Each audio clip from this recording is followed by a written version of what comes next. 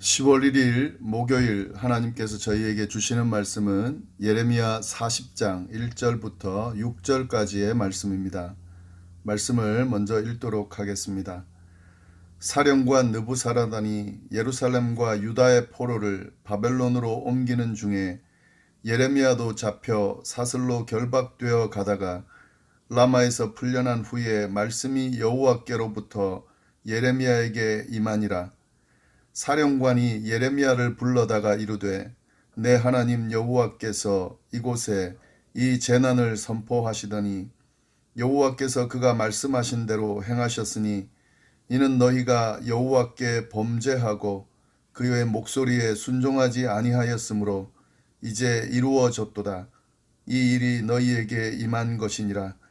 보라, 내가 오늘 내 손의 사슬을 풀어 너를 풀어 주노니 만일 내가 나와 함께 바벨론으로 가는 것을 좋게 여기거든 가자, 내가 너를 선대하리라.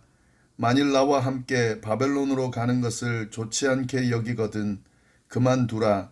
보라, 온 땅이 내 앞에 있나니 내가 좋게 여기는 대로 옳게 여기는 곳으로 갈지니라 하니라. 예레미야가 아직 돌이키기 전에 그가 다시 이르되 너는 바벨론의 왕이 유다 성읍들을 맞도록 세운 사반의 손자 아이감의 아들 그다랴에게 돌아가서 그와 함께 백성 가운데 살거니와 내가 옳게 여기는 곳으로 가거나 할지니라 하고 그 사령관이 그에게 양식과 선물을 주어 보내매 예레미야가 미스바로 가서 아이감의 아들 그다랴에게로 나아가서 그 땅에 남아있는 백성 가운데서 그와 함께 사니라. 아멘. 예레미야의 예언대로 예루살렘이 바벨론에 의해 함락당함으로써 유다가 멸망을 했다 하는 내용 어제 저희가 살펴보기 시작했는데요. 시드기야 왕과 유다 백성들은 바벨론 포로로 잡혀가게 됐습니다. 자, 그러면 예레미야는 어떻게 됐을까? 우리가 좀 살펴볼 필요가 있는데요. 39장 11절부터 14절 말씀을 보면 예루살렘이 함락될 때까지 시위대 뜰에 갇혀 있던 예레미야는 바벨론 왕 느부갓네살의 지시로 풀려나게 됩니다. 느부갓네살 왕은 사령관 느부사라단에게 그를 데려다가 선대하고 해하지 말며 그가 내게 말하는 대로 행하라고 지시합니다. 이렇게 느부갓네살의 명령대로 느부사라단은 예레미야를 감옥들에서 데리고 나와 사반의 손자 아이감의 아들 그다랴에게 넘겨서 집으로 돌아가게 합니다. 그것이 어제 저희가 나눈 본문 중에 한 부분인데요. 오늘 본문도 이 예레미야의 거취에 대한 내용이 나오고 있습니다. 그 내용을 함께 살펴보겠습니다.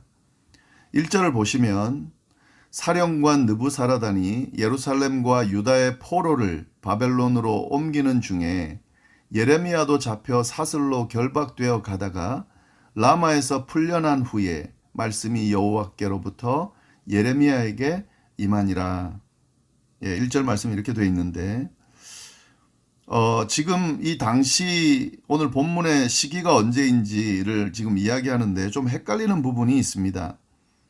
예레미야는 분명히 바벨론 왕의 지시로 풀려났다고 지금 아까 말씀드렸죠. 근데 오늘 본문 1절에 보면은 유다의 포로들과 함께 예레미야도 사슬에 결박되어 가던 중이다 이렇게 되어 있습니다. 그리고 그 중에 라마에서 사령관 느부사라단에 의해서 풀려났다 이렇게 되어 있는데요. 어떻게 된 건지 좀 저희가 잘 이해를 할 필요가 있는데요. 두 가지 정도 가능성이 있는 것으로 저희가 생각해 볼 수 있습니다. 아까 살펴본 39장 11절 14절에 나오는 내용과 이어지는 동일한 사건으로 보고요. 행간에 일어났던 일을 자세하게 그렇게 설명한 것이다 이렇게 볼 수도 있고, 두 내용이 시간차를 두고 발생한 완전히 다른 사건으로 보는 이 두 가지 가능성을 볼 수 있습니다. 그런데 만약에 동일한 사건으로 본다고 하면 좀 무리가 있어 보이는 것이요. 39장 14절에 보면 이렇게 돼 있는데요. 사람을 보내어 예레미야를 감옥들에서 데리고 사반의 손자 아이감의 아들 그다랴에게 넘겨서 그를 집으로 데려가게 하며 그가 백성 가운데 산이라 이렇게 확실하게 돼 있습니다. 그러니까 사령관 느부사라단이 예레미야를 감옥들에서 데리고 그다랴에게 넘겨주면서 그를 집에 데려가도록 했다. 그리고 예레미야가 백성 가운데서 살았다. 이렇게 분명히 되어 있기 때문에요. 이렇게 확실하게 나와 있는 내용 안에 지금 오늘 본문 1절을 끼워 맞추는 것은 좀 적절해 보이지는 않습니다. 그렇다면 두 번째 경우 가능성이라고 볼 수 있는데 시간차를 둔 다른 사건으로 보는 거죠. 학자들은 이렇게 해석을 많이들 하는데요. 아마도 예레미야는 먼저 풀려났습니다. 그건 맞는 말씀이고요. 그런데 그 후에 이 예루살렘과 유다에 있는 사람들을 포로로 잡아다가 사슬로 결박해서 바벨론 군인들이 이렇게 데리고 가는 이 과정에서 예레미야를 바벨론 왕의 명령에 의해서 풀어줬다는 사실을 모르고 예레미야를 체포해서 함께 끌고 간 것으로 그렇게 보입니다. 그래서 바벨론 군대의 중간 집결지인 예루살렘 북쪽에 있는 라마까지 이 예레미야도 함께 압송한 것으로 보입니다. 그러다가 그 라마에서 사령관 느부사라단이 그 사실을 알게 됐고 그에 의해서 다시 석방하는 장면이 바로 오늘 본문의 내용이다. 이렇게 보는 것이 더 좋지 않을까 싶습니다. 네, 이렇게 이해하고 말씀을 다시 보겠습니다. 1절 말씀 보시면 다시 사령관 느부사라단이 예루살렘과 유다의 포로를 바벨론으로 옮기는 중에 예레미야도 잡혀 사슬로 결박되어 가다가 라마에서 풀려난 후에 말씀이 여호와께로부터 예레미야에게 임했다. 예, 이렇게 이해하면은 좀 더 잘 이해할 수 있을 것 같습니다. 그런데 라마에서 풀려날 때에 하나님의 말씀이 예레미야에게 임했다라고 되어 있는데 그 말씀이 무엇인지는 안 나와요. 그리고 사령관 느부사라단의 이야기가 이어집니다. 보통은 하나님의 말씀이 임하고 나면 바로 그 말씀이 뭔지 이렇게 기록되어 있는데 오늘 본문은 이 느부사라단이 예레미야에게 하는 이야기로 바로 이어서 전개되어 있습니다. 그걸 좀 보시면 좋을 것 같고요. 이 예레미야가 받은 말씀이 뭔지는 정확하지는 않지만 이 느부사라단의 이야기와 그 뒤에 결론의 내용을 보면은 아마 유추는 해볼 수 있을 것 같습니다. 여하튼 느부사라단이 예레미야에게 무엇이라고 하는지 그 내용을 좀 살펴보면은요. 그는 유다가 멸망하는 과정이 어떤 이유 때문인지를 이야기합니다. 2절 3절 말씀 보시면 사령관이 예레미야를 불러다가 이르되 내 하나님 여호와께서 이곳에 이 재난을 선포하시더니 여호와께서 그가 말씀하신 대로 행하셨으니 이는 너희가 여호와께 범죄하고 그의 목소리에 순종하지 아니하였으므로 이제 이루어졌도다. 이 일이 너희에게 임한 것이니라. 이 사령관 느부사라단은 유다가 멸망한 이유가 바벨론이 강해서 멸망했다. 이렇게 이야기하지 않고요. 예레미야가 했던 예언의 말씀을 그대로 이야기하고 있습니다. 그 일이 이루어진 것으로 말하고 있다 하는 거죠. 예언자를 통해 전해진 하나님의 말씀이 성취된 것, 유다의 불순종에 대한 하나님의 심판 때문에 이렇게 유다가 멸망한 거다. 이렇게 이야기를 하는 거죠. 아마도 이 느부사라단은 예레미야를 통해 선포된 하나님의 심판에 대한 메시지를 잘 알고 있었던 것 같고요. 그 부분에 대해서 지금 그 당사자인 예레미야에게 그 이야기를 해주는 것으로 보입니다. 네가 예언한 그 내용대로 된 것 같다라고 그렇게 이야기하고 있습니다. 이 말씀을 쭉 보면은 이 하나님의 뜻이 유다 사람이 아닌 바벨론 사령관에 의해서도 이렇게 고백되어지는 것을 보면은 하나님의 뜻이 명확하다라고 하는 사실이 좀 강조되는 것 같습니다. 여하튼 느부사라단은 그런 이야기를 쭉 하고 있고요. 그리고 그 다음 말씀부터는 예레미야를 이제 풀어주면서 제안을 하는 내용이 나오는데 느부사라다는 예레미야를 속박하고 있는 손의 사슬을 풀어주고 그를 자유롭게 해줄 거다라는 약속을 하면서 세 가지 제안을 합니다. 그 제안이 뭐냐면 첫 번째는 자신과 함께 바벨론으로 가자 하는 제안입니다. 만일 예레미야가 바벨론으로 가게 된다면 그는 예레미야를 압제하지 않을 거고 도리어 예레미야를 선대해 줄 것이다. 이렇게 이야기를 하면서요. 바벨론으로 가자 하는 제안을 하고요. 두 번째는 뭐냐면 유다 땅에서 가고 싶은 곳이 있다면 마음껏 선택하여 가라 하는 그런 제안도 합니다. 이게 4절 말씀에 나오는데 보라 내가 오늘 내 손의 사슬을 풀어 너를 풀어주노니 만일 내가 나와 함께 바벨론으로 가는 것을 좋게 여기거든 가자 내가 너를 선대하리라. 만일 나와 함께 바벨론으로 가는 것을 좋지 않게 여기거든 그만두라. 보라 온 땅이 내 앞에 있나니 내가 좋게 여기는 대로 옳게 여기는 곳으로 갈지니라. 네, 이렇게 제안을 하는 겁니다. 이건 이제 예레미야의 선택인 거죠. 그리고 세 번째 제안을 하는데요. 5절에 나오는 말씀인데 5절 말씀 보시면 예레미야가 아직 돌이키기 전에 그가 다시 이르되 너는 바벨론의 왕이 유다 성읍들을 맞도록 세운 사반의 손자 아이감의 아들 그다랴에게 돌아가서 그와 함께 백성 가운데 살거나 내가 옳게 여기는 곳으로 가거나 할지니라 하고 그다랴에게 가서 함께 사는 것도 제안을 하는 거죠. 이 그다랴가 누구냐면은요.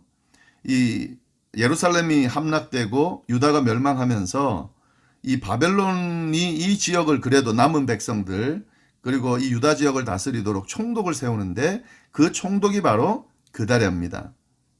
이 그다랴는 이스라엘 북쪽 지역에 있는 미스바라고 하는 곳, 이 이스라엘의 종교와 정치의 중심지였죠. 미스바가 이 미스바에다가 행정 수도를 삼고요. 거기서 총독의 역할을 하는데 그곳으로 예레미야가 가도 된다라고 지금 제안을 하는 거죠.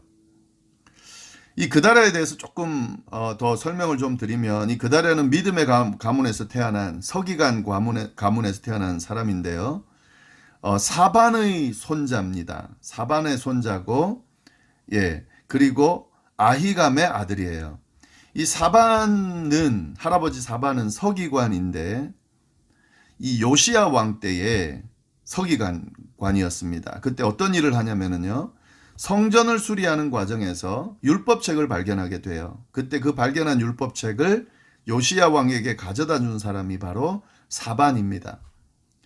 이 아히감은 누군가? 아버지 아히감은 누군가? 이 아히감은 예레미야가 성전 설교를 마친 후에 바벨론이 멸망할 거다. 하나님께서 심판할 거다라고 하는 설교를 한 후에 사람들이 예레미야를 죽이려고 할 때에 그 위협에서 예레미야의 목숨을 건져줬던 사람이 바로 아히감입니다.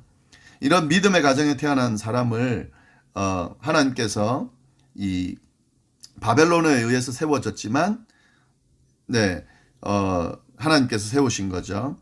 그 총독으로 세웠는데 그곳에 가서 살 수 있도록 그렇게 제안을 했다 하는 거죠. 예레미야는 이 세 가지 제안 중에서 그다랴에게 가는 것으로 선택을 합니다. 그래서 이 느부사라단이 예레미야를 보내주게 되는데요. 그냥 보내주는 것이 아니라 5절 마지막 부분 보면 그 사령관이 그에게 양식과 선물을 주어 보냈다. 이렇게 되어 있는데 그 다음에 이제 예레미야가 어디로 가냐면 미스바로 갑니다. 세 번째 선택을 하는 거죠. 그리고 아히감의 아들 그다랴에게 나가서 그 땅에 남아있는 백성 가운데서 그와 함께 살게 됐다. 이게 이제 예레미야의 거치입니다. 유다가 멸망하고 난 뒤에 거치입니다. 바벨론으로 같이 가면 지금 예레미야의 경우는 사실은 포로로 잡혀가는 것이 아니기 때문에요. 더 좋을 수 있습니다. 그리고 대접받을 수 있고 지금 바벨론 왕부터 시작해서 다 이 예레미야를 아주 극진히 대접하려고 애를 쓰고 있기 때문에 개인적으로 풍요롭게 살고 안정적으로 사는 걸 생각하면 바벨론으로 가는 것이 더 맞겠죠.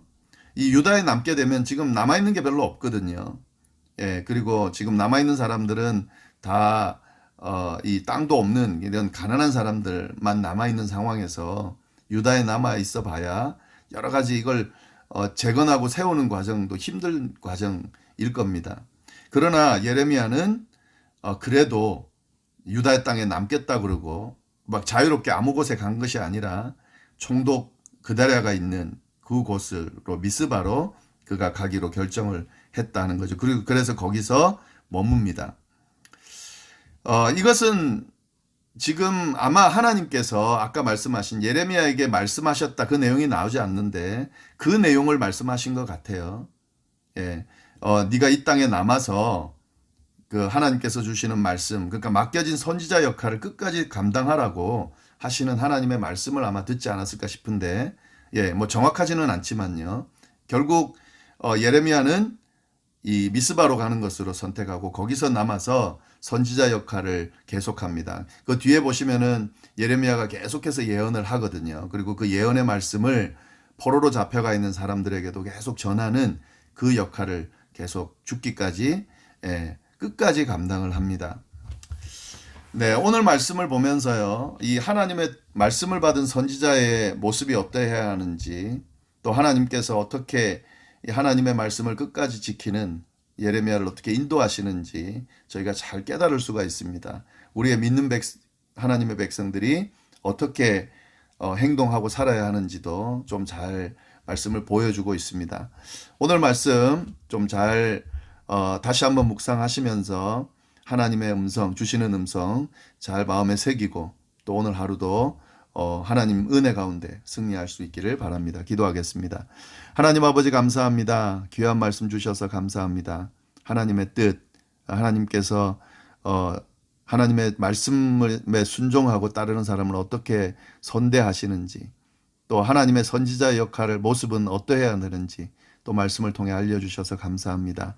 귀한 말씀 마음에 잘 새기고 우리의 삶 속에 드러내는 그런 모습이 있을 수 있도록 인도하여 주옵소서. 오늘 하루도 어디에 있든지 하나님의 은혜 가운데 늘 승리하는 삶을 살기를 간절히 바라고 살아계신 예수님의 이름으로 기도드립니다. 아멘.